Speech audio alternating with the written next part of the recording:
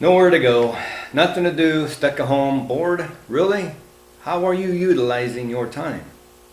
I'm Rick, and this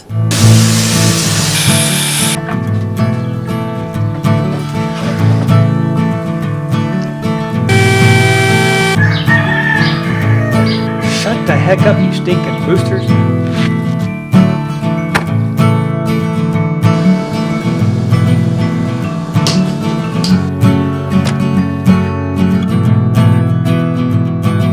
Nail that for your sanity! This is the shack. Hey everybody, welcome. If you're new to the channel or if this is your first time stopping by, thank you so much for taking some of your time out to view. Always ask that you would consider subscribing, and if you do, ring the ding ding ding, that bell down there so you are notified when these videos do come out. It is a bit trying these days, stuck at home, unable to go anywhere, or at least restricting as much as possible unnecessary travel. I've seen some other channels out there and they're basically like doing a video almost every single day. I think every day. And they're titling, day 4 of isolation, day 9 of isolation, day 12 of isolation. I think that's wrong. I think it's sending the wrong message. You shouldn't have to be reminded every single day that you're in isolation, because you know you are. You're limited to what you can do, and you should be limiting your exposure. So what I'm going to do, I don't want you to go out and get material to do a project because this person is doing a project every day. And to me, that's sending the wrong message. You should be staying at home, utilizing what you have. I would like you to get a little motivation and do your me-do list, honey-do list. This is the perfect time to try to get as much as you can done with minimal exposure. If you can do what you can do at home versus having to go out and get material to build something, that's what I want you to do. If you can stay busy, basically maximize your time at home to your benefit, it's going to be better in the end. So what I'm going to do, I'm going to let you follow me along as I take care of some things that were in desperate need to be done for a very long time, but like everybody else, it was pushed aside because I could deal with it. I don't want to deal with it anymore. I want to take care of it. So I'm hoping I can motivate you to get out there in your garage, in your shed. Don't forget the she shack or the she shed.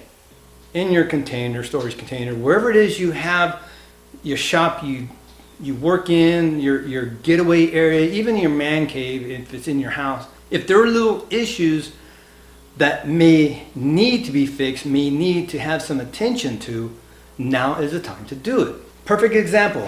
I had a couple of doors in my shop that I've been putting off for a year. I just deal with it. You'll see they were dragging, they were hung right, and I'm going to go through and explain that. Also, behind me, this used to be my wood rack. I tore it all down yesterday, and I thought after seeing the latest barrage of day of isolation, in their shop, I don't want you to be reminded of that. It's bad enough we're stuck in this situation. I don't want you to keep reminding yourself of that with every video that comes out. So what I'm going to do, I'm going to utilize my time at home now. Now I'm going to come out here and I'm going to take care of things on me-do list as I take care of some of the honey-do list. But only the stuff I can do without having to go out to a hardware store and get stuff. I'm going to do what I can with what I have here.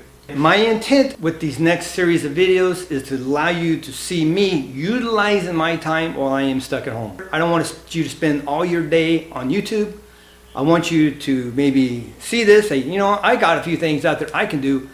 Get out there and do it. That's my intent. I'm not going to remind you every day this is day 12 of this crap. That's wrong. I don't want your mind to go there. I want your mind to go out here where you relax, where you're not bombarded from all the junk out there. I want you to get out in your shop. I want you to get out in your garage, wherever it is, and I want you to start picking an area and let's clean it, let's organize it, let's do some minimal repairs. You got things, shelving, doors, whatever. Now is the perfect time to utilize your time to get these little things done.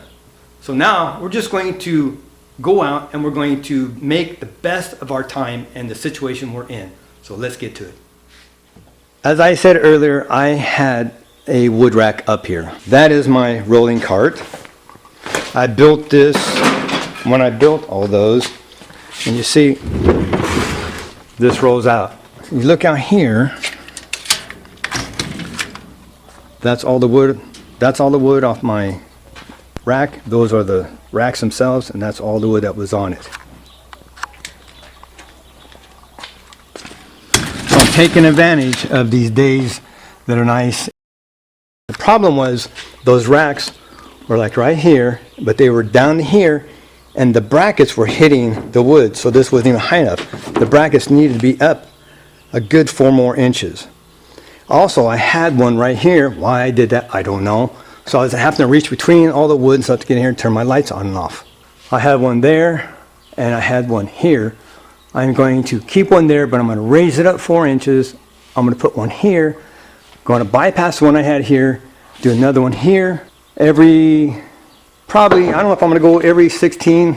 Also, as you see here, the guy had tape on all that, but he didn't do it right. Tape was coming off. See the cracks? It's just really, I'm sorry for the language, a piss poor job. You pull this out, and you see right there. See, look. So I'm going to go around. Look at that.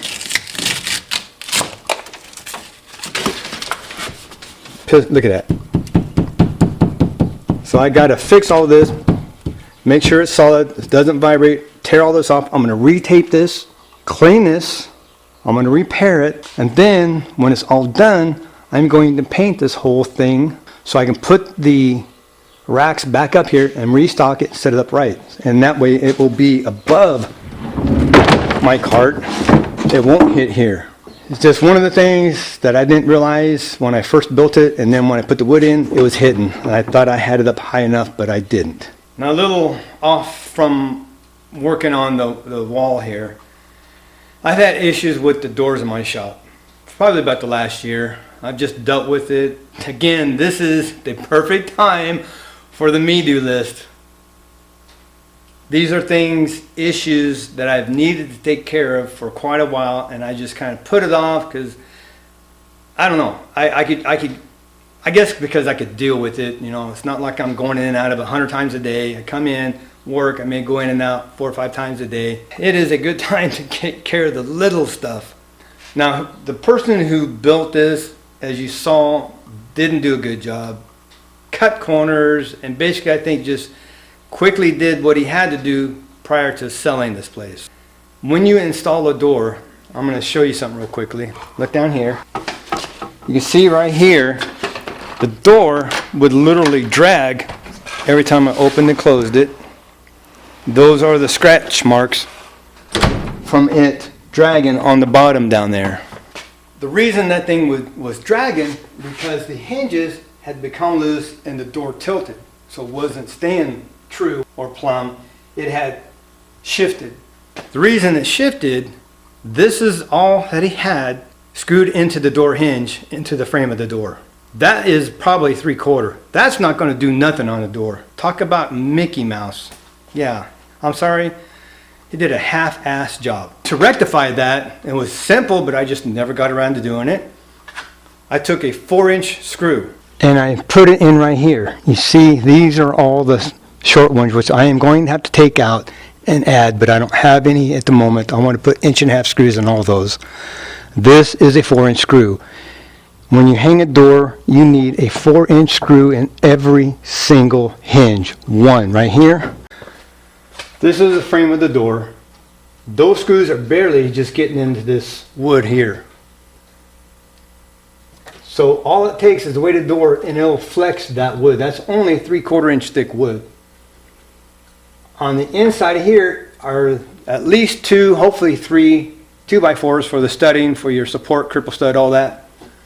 So the 4-inch screw will go, I don't know if you can see up here, it goes well past into those support studs. Keeps this secure, it's not even loose now, and that keeps the door aligned properly for a very, very long time.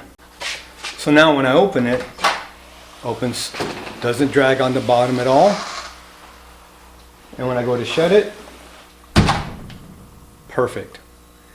Because 4-inch long screws will go in past the frame into the support studding, secure that frame for a very long time, and give it the support and rigidity it needs to stay aligned. Same with the front door. So the back door's done. I'm going to show you what I had to do to the front. Same thing with this. You see the scratch marks right there. Leaning down because of the weight of the door pulling down on the upper hinge. One thing with this, when I took my 4-inch screw and screwed it in, this drywall is popping out. So these screws are barely aligned with the 2x4 of the framing. That's the screw I replaced. When I was going straight in, it was pulling the drywall. So I took my drill bit, instead of going straight, I angled it a little bit, drilled in so I could bite onto that studding because it was either just on the edge and it was splitting the drywall and the framing. Went in an angle, it pulled it in nice and tight. Okay. That thing's solid now. I did the same thing on all of my hinges. That one on the top hinge, that one on the second hinge, and the same on the bottom hinge. I did one on each to pull this closer to the framing so it's nice and secure. So now when I close it, doesn't drag at all, nice and solid, so my door is secure. Little things that I've been avoiding, I'm taking care of now. So that's a good thing. My intent, as I stated, I just want you to utilize the time at home. If you're stuck at home, don't sit there on the couch watching stuff all day. Get out and clean, organize, do little things like this if you can. Minimize having to go out to the store if possible. So I've taken care of my doors, my ADD. Now I'm heading back to do the wall.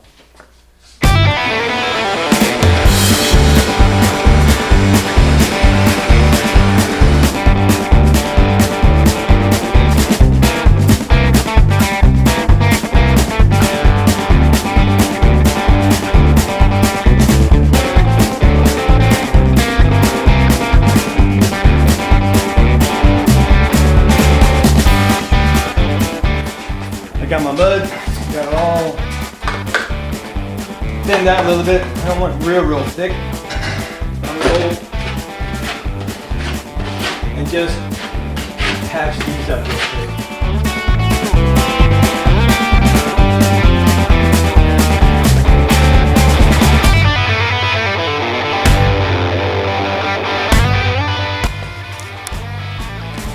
Now, as you see the big difference, I scraped the edges. I had my trowel kind of tilted so it ran along the drywall, a little thicker in the middle so it'll almost a very slight hump, so when I sand it down it'll blend in nice. When that dries it'll be nice. So I'm going to finish it up and I'll be right back. Well, that's it for this video. This is done. I'm going to let it dry. I got to go in. I got to do some listing on eBay. So we're going to let this set, come back tomorrow, sand this, put the final coat on, start to disassemble the racks themselves so I can redo them, and we'll just go from there. A little bit every day, spend at least 4 to 6 hours, do something out in your shop. Don't let this get you down, stay busy, get your mind off of it, get out here and take care of business. So that's it, we're done. Thank you for watching. Be blessed. Take back your shack. Look for your sanity. Don't go crazy. Don't let them get you in a panic mode. Get out in your shop, in your garage. Don't forget the she shack or the she shed. Wherever it is you have. And do something for your sanity. We'll see you next video.